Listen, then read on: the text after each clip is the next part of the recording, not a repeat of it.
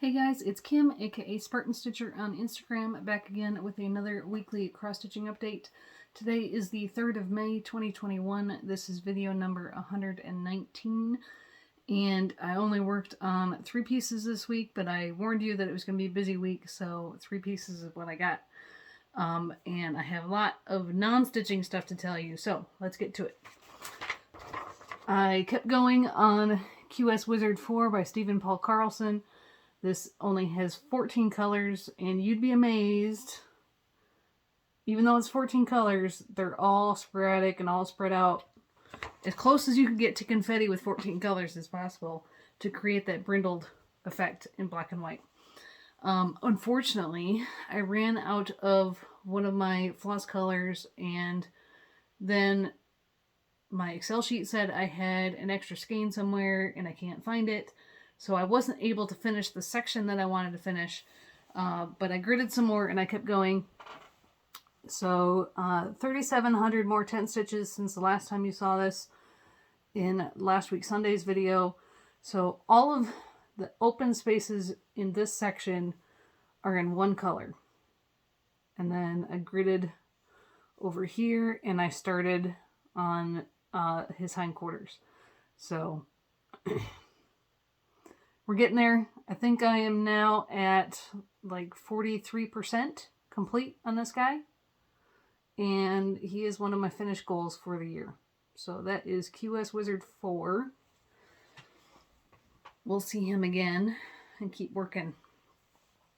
I still have to go to the store and buy that one floss because it was a busy weekend. And then, so I worked on him through the end of April.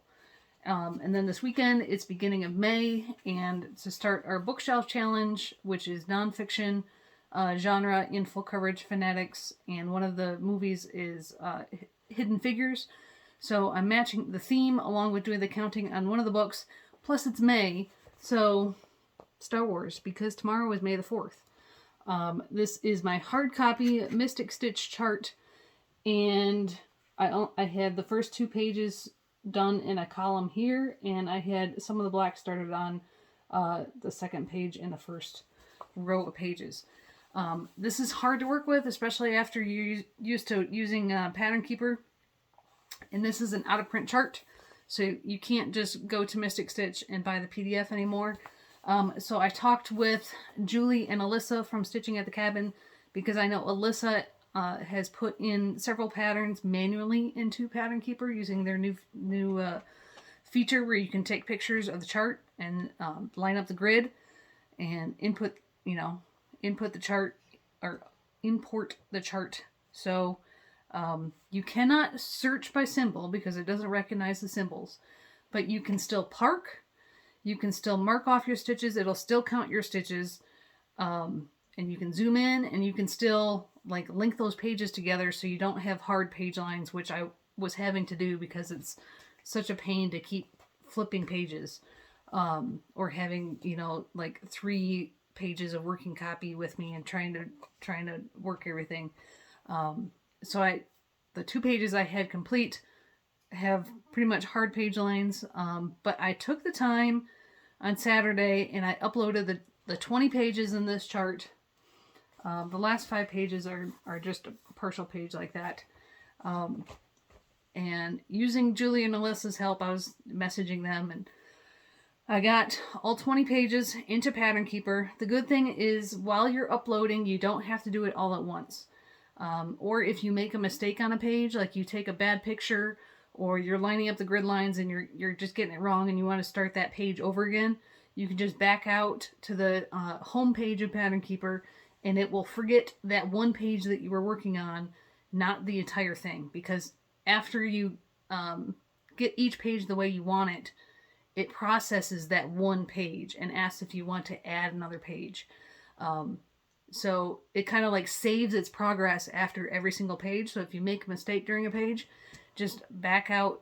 Like, you can't go back in the process of inputting that page, but you can hit the back button on your tablet and go back to the home page, and it will have forgotten the page that was in work, but it will still have it'll show up. I finished it, so I can't show it to you, but it'll show up on your list of charts on the homepage of Pattern Keeper, and you can say continue importing, and you'll have already have named the chart, so it'll say continue importing whatever you name that chart, and then it'll go right into, do you want to add another page? So it took me, I timed it before and after dinner, it took me a total of 2 hours and 15 minutes to input 20 pages, and I will show you. And again, because it doesn't recognize symbols, you can mark them off, but it's not going to be in the colors of the design. So it's not going to look like the design. And because it's a full coverage chart, you know, the pages are huge.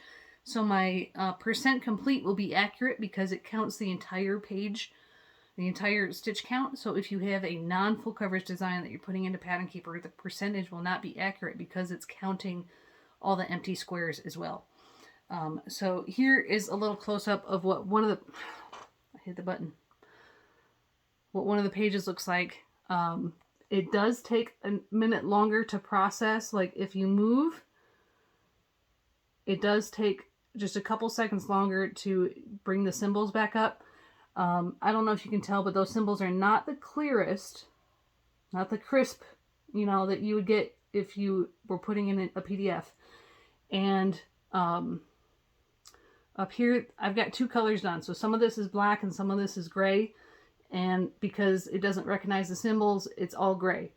Now, if I accidentally, because you can't search for a symbol, that means when you're marking off, you have to be very careful which ones you're marking off. And let's say you think you mismarked one, or mismarked a few. Remember, you can go back to the settings button here and hit translucent highlights, and then go back, and as soon as it processes it, you can see the symbols beneath the highlights that you've marked as done. So if you need to double check something, you can always do this. But as I'm stitching and searching with my eye instead of having it search by symbol, I prefer not to have translucent highlights because that's less that distracts my eye. But I can always go back and see the translucent highlights if I'm looking for something in particular. So 2 hours and 15 minutes did take a long time, but I think it will be worth it. It is faster, so I, you know, as I'm stitching along, I can just swipe my finger across and mark the stitches instead of, you know, putting both my hands down to use paper and a highlighter to work it that way. And then with a highlighter, like, you still see that symbol. I can't block out the symbol like I can do on Pattern Keeper. So give it a try. It does take a little bit of practice to get into and get used to it. Like I said, everything's not clear, but I can still, if I have a question about one of the symbols, like the TM, the trademark symbol, is actually one of the symbols in the chart. So that's a lot to squeeze into one square. And so it's not really not clear in the pictures that I took. But I can always go back and reference if I think I've mistaken it for a different chart, or different symbol on the chart. So try it out. If you have a paper chart and you want to try it in Pattern Keeper, that's my recommendation, is to try to put it into the chart, or put it into the program. So let me show you my actual progress now. So 2 days, only Saturday and Sunday. Saturday after I, you know, took those 2 hours to get the chart into Pattern Keeper, I've got 1,610 stitches so far. So I finished, I had like most of this black up here, and I had about half of his face. So I finished the rest of the black, and then this is one of the darker grays starting off. So I am double dipping this one between the bookshelf challenge for Hidden Figures, and also the May month-long event in Full Coverage Fanatics is Wheel of Fortune.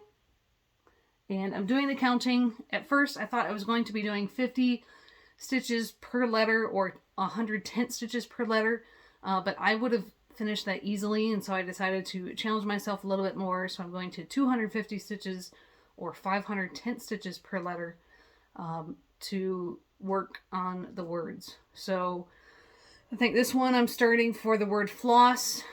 So 500 stitches, 10 stitches per letter. So 2,500 10 stitches to get that word. And I'm using it for Hidden Figures. So that I will continue to work on this one at least for a few more days because I have to work on it for May the 4th at least. But it won't be all week. So I probably won't get the book amount done this week. I'll probably pick it up at another point this month to finish and probably get a page finish and finish the book. So we'll see how that goes. And then my daily piece, A Summer Ball by Sandy Littlejohns of Cross Stitch Arts. Working on this page right here with the gentleman. And trying to do at least 100 stitches every day. So since last week Sunday, I put in 806 stitches, and we are getting so close to page finish, guys. So all from their waistline down is all done except for a few stitches in skin color for their hands. But everything else, all their breeches and their stockings and her dress and gloves. So all I have left is faces, hair, and skin. So the officer's hair is done. Her hair is done. She's got like a hairpiece that matches her dress. So hopefully by next week. So I have to finish all that and then start backstitching. Backstitch this page. So I don't know how many hundreds of stitches that is, but I really want to see a page finish on this one. I'm tired of working on this page. I'm ready to go to the next page. So hopefully next week I can give you a full shot of 4 out of the 6 pages. So this is a summer ball on 28 count because of the fractional stitches and backstitch 2/1 or 2/2 on Monaco, and this is stitched in anchor floss as charted. So that's what I worked on this week. Plans. I'm going to be using a summer ball for Wheel of Fortune words, as well as I'm using it for Midnight in the Garden of Good and Evil for the bookshelf challenge. So I actually have to, like, I was trying to do 100 stitches per day, but to get the book done, I have to do 125 stitches per day for this month. So this is how I set a goal, and then I just keep increasing it. It's 25 more stitches. I can do that. And then it's like, okay, I did that. Let's up it again. So we'll see how it goes. So those are 2 of the books. The third book in the nonfiction genre for May is A Short History of Nearly Everything. So that one is the longest book, I believe, and I'm going to be using Friends Forever by Anne Stokes to get at over 10,000 10 stitches. I'll get another page finish on that one, and also double dipping it for Wheel of Fortune words.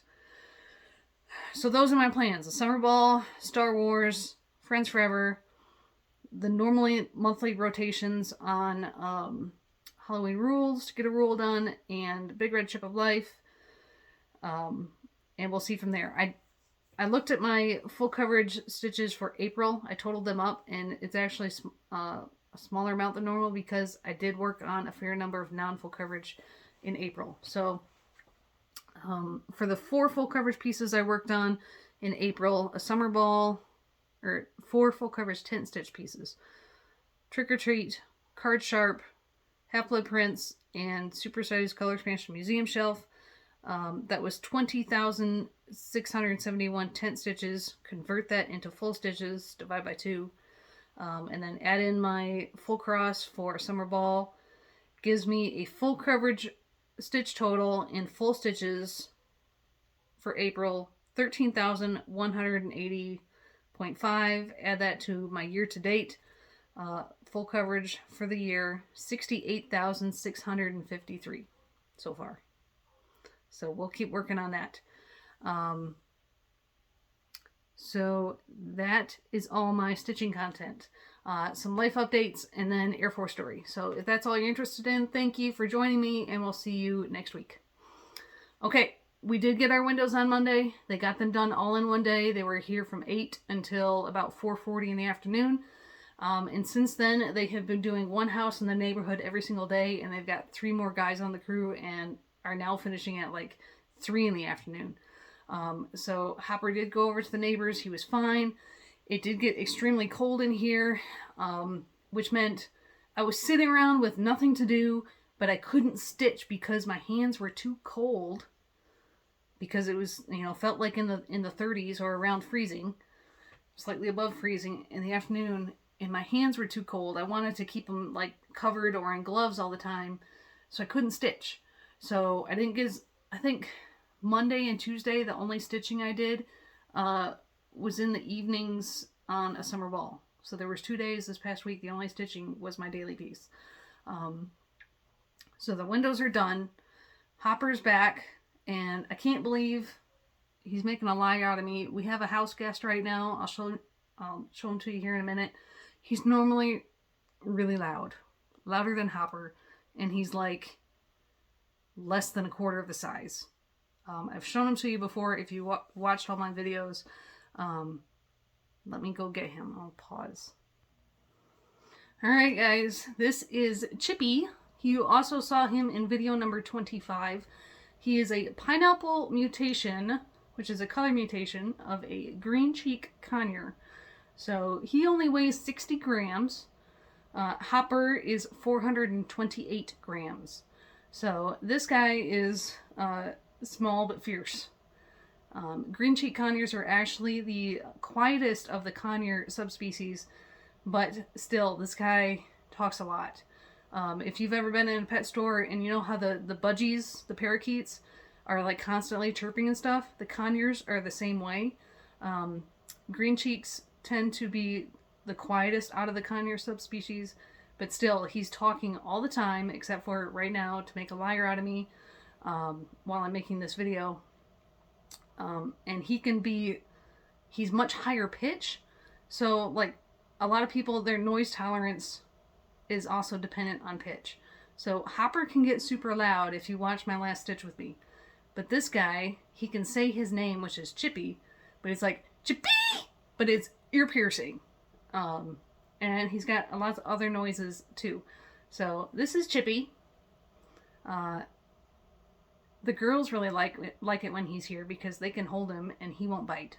He's a little more fearful. He doesn't like coming out of his cage, but he steps up pretty well once he is actually out of his cage.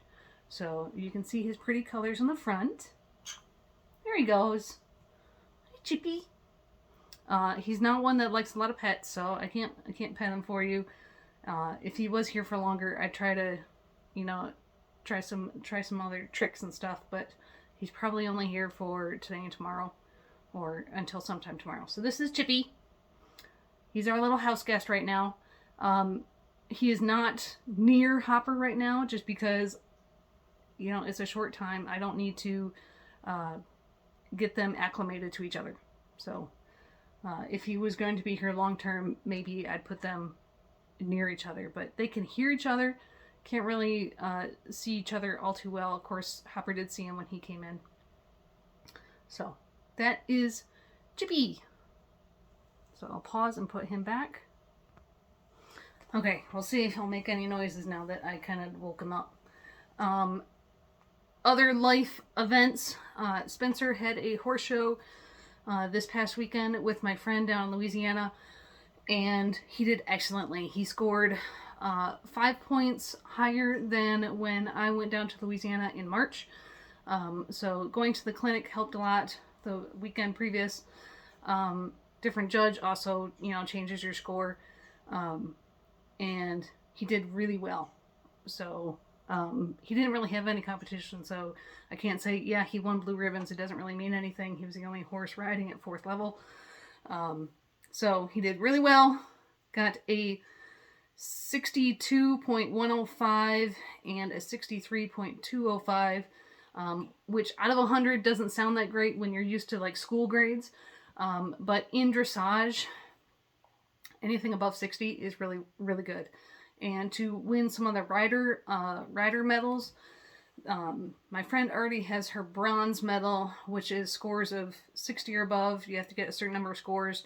at first level, second level, and third level. She's already earned that both on other horses before she rode Spencer. And then the USDF Dressage Federation silver medal is scores of 60 or above at a couple different shows at fourth level. So if this had been a rated show, she would have had her scores for fourth level and Precinct George. So potentially, if this had been a rated show, she would have been halfway to, or not halfway because she needs two different shows, a quarter of the way to earning her silver medal. So above 60% is really good.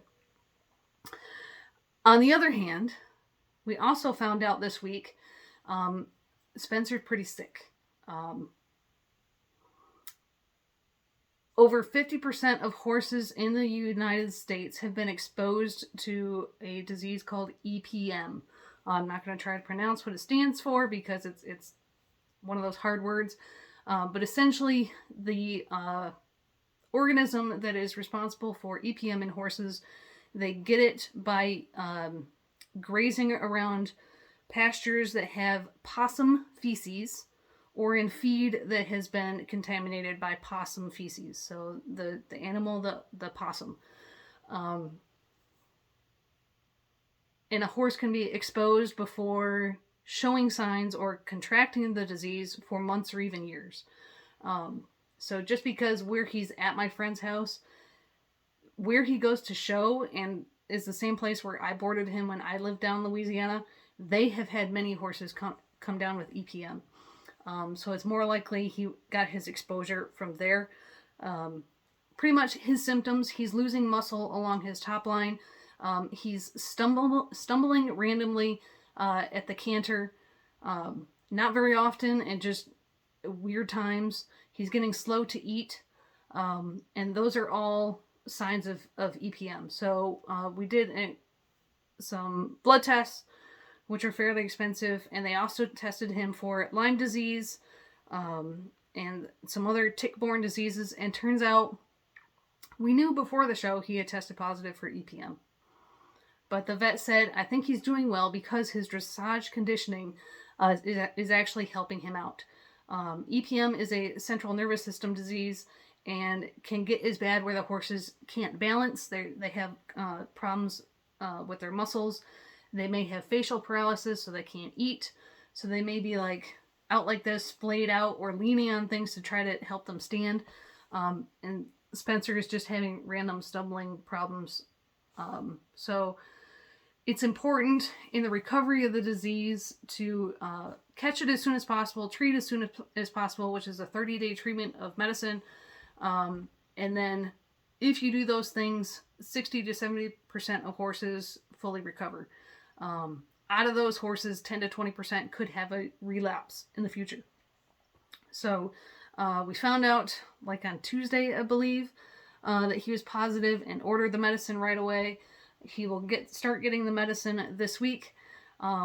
Saturday night after the show, after he did so amazing, we found out he also tested positive for Lyme disease, Rocky Mountain spotted fever, and this is hard to pronounce. I didn't write it down.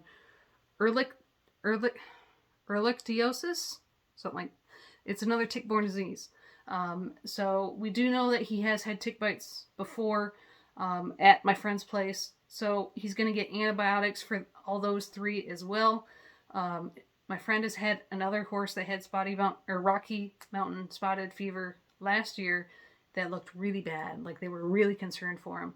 And he turned around just fine and is doing second level dressage right now. So everything should be good, but it's been a very expensive week. Over $1,000 in tests and medication. But that's what horse ownership is. And so he will keep going. My friend's going to keep a really close eye on him, keep taking his temperature, watching, make sure he's eating. But the vet said, unless he gets worse, keep riding him. So for the next 30 days, the antibiotics is going to be like a 2-week course, but the EPM is 30 days. So we'll see how he does, how he improves. He got these huge scores and he's got these 4 diseases. So it's amazing to both of us that he did so well when most horses, if they had all 4 of these, would be like stall bound. So we'll see how Spencer does. Air Force story, I'm not going to be able to get to all of it due to time, but in the current news, we do have 4 jets from this base deployed out to Qatar, which is a small country in the Middle East, and they are there as a deterrent for the troop drawdown in Afghanistan. So we do have planes out there. That's all publicly released. I'm not. It was in work last week, and so I didn't talk about it until it actually happened. So we do have airplanes out there to make sure everybody behaves as we pull more troops out of Afghanistan. My husband flew last week, and after they landed, they were starting to shut down. The crew chief on the ground hooked up his comm cord, and he was like, "Sir," talking to the pilot, "your number whatever break is hot. It's smoking." "Okay. Is it smoking a lot?" "Yeah, kinda." "You think we should get out?" "Yeah." So not the best communication there as to how it should have gone, but they did end up ground egressing, which means grab your shit and get out as soon as possible, due to hot brakes, because one of their brakes on their main landing gear was smoking a lot and could potentially catch fire. So nothing happened, but in those circumstances, I don't think they had to do it this last week. But if they had to, if the engines are still running and they had to ground egress, which, they're not punching out, they're just getting out of the jet as quickly as possible. If they needed to, they can stop the fuel flow to the engines as the quickest way to turn off the jet. They didn't have to do that. They were already in the process of turning off the engines. So just some excitement. They had to get out of the jet as quickly as possible. Everything's okay. Hot brakes can happen for a variety of reasons. It's not they didn't land heavy. Usually, if you're landing with more fuel than you were supposed to, it can cause more pressure on the brakes. It just, sometimes it happens, and then maintenance will fix the issue. And then the other piece that happened actually Sunday, right after I recorded, is that I went with my family and the neighbors across the street to go on a jet tour in one of the hangars here on the base. So the family across the street, they are homeschoolers. And what I mean by homeschoolers, I'm not talking about distance learning that is still attending the public school from a distance using Zoom or Google Classroom or any of that. I'm talking about they follow a curriculum and they teach their students or their children from their home. And then once a week, I believe the community that follows that curriculum meets to do things in person. And so they try to do some fun events. And the neighbor across the street is the deputy maintenance group commander, so he doesn't really need permission to ask anybody, "Hey, can I bring a bunch of people to go look at a jet?" It was a chilly day, so we went to the phase dock, which is where the jets go every 450 flight hours, to get a more in-depth inspection. So they had an airplane in a hangar out of the weather, so it was warmer, and my husband went in uniform so he could help with the tour, giving information, and the neighbor was in uniform as the maintenance group deputy, and then there was another lieutenant colonel that was there with his family to try to provide information from all angles. And so first we did a walk around the jet from the outside, looking at different parts of the jet that you could see from the outside. They did have the bomb bay open, so you could look up inside the bomb bay and see where the bombs fall out, either by gravity bombs or the rotary launcher. You could see how older models of the B-52 used to have a tail gunner, and you could see the little catwalk where he'd have to crawl on his hands and knees to get along the side of the airplane, all the way down the length of the airplane, through the bomb bay, through the landing gear, wheel wells, all the way to the back of the jet. This tiny little space, tiny little doors. So we got to see that. Pointed out different things on the outside of the jet, like the outrigger landing gear, the sniper pod, where they can hold munitions on the wings. And then it was my husband's turn to show the kids in smaller groups the cockpit or the crew compartment. I don't personally have a problem with the word cockpit. It's just that the B-52 crew compartment is so big, I feel that compartment fits better than a cockpit because it's multiple levels. I have shown this diagram before. So here is the B-52 crew compartment. I drew a little bit on it as well. So right here where this box is, that's where the latch, or there's a flap that comes down, and that's the flap comes down, and on that flap are a couple of stair steps. So that's how you first get up into the jet. This is in front of the landing gear. And then from there, there's another ladder to come straight up to the top of the crew compartment. So this is where your navigators sit. And then up here, this is your electronic warfare officer and your pilot and co-pilot. So my husband, if we didn't plan this, they were still talking about things around the outside of the jet, and I had seen that. My girls were there too, so they were involved.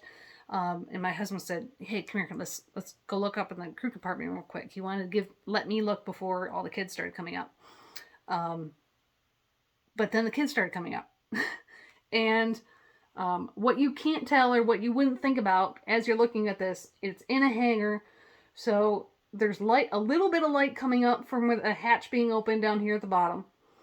But there's like 8 feet distance here before the windows where light's coming in from the hangar in here. This space right here where the navigators sit was almost pitch black. My husband had a flashlight. So what ended up happening, just the way that it worked, is I stood here in between the 2 navigator seats, and I was helping kids come up the hatch, climb up the ladder. I had a flashlight so they could see. I was telling them where they could hold their hands, pointing out different things if they wanted to look where the navigators sat, helping them get up this ladder and what they could hold onto up here. And then my husband was sitting here on the cot and could show them where the pilots sit. So I was there for an hour and a half inside the jet, bringing up kids in groups of 3. These kids are anywhere from the age of 4 to teenagers, plus some of the adults came up as well. So the younger kids needed more help. Some of them were scared because it was dark, or it's strange. It's nothing they've ever done before. So some of them needed help getting up the ladder, actually physically picking them up or making sure they don't fall, telling them what they could hold on to, what they couldn't hold on to, and making sure that no other kid, we only needed 3 at a time. Like, the rest of the kids had to wait. Like, an hour and a half is a long wait. Obviously, they could play in the hangar and look around the outside of the airplane while they were waiting. So I felt useful. I felt like I was a maintenance officer again for an hour and a half, helping my husband bring kids up into the crew compartment. And I just stayed here. I chilled down here with the flashlight, waiting for the kids to come up and down while they could climb up and sit in the pilot seat. No one really looked back here to where my husband works because secret. You don't have the need to know. So, plus everything's turned off. There was no power applied to the airplane, so it was all pretty dark back here and in the nav compartment anyways. So that was fun. I had a really good time. My girls had a good time being able to see where their daddy sat. Fortunately, I'm short enough. I'm 5'4". I could stand up here without having to duck. Where I drew this little thing right here, you can't stand all the way up right there because, let me show you, because of the aerial refueling. So as you're looking at the buff when it's refueling, so here's where the pilots are sitting right here. My husband's seat is back here, and you have the aerial refueling port. Well, that actually sticks down into the crew compartment. a good, you know, 1.5 feet. So before it was there, you probably would have been able to stand up all the way. Like, you know, the taller men stand up without having to lean over. But because it's there, you can't stand up all the way right there. Of course, all the, you know, air crew, while they're flying, they're actually sitting down anyways. But walking back and forth, it's a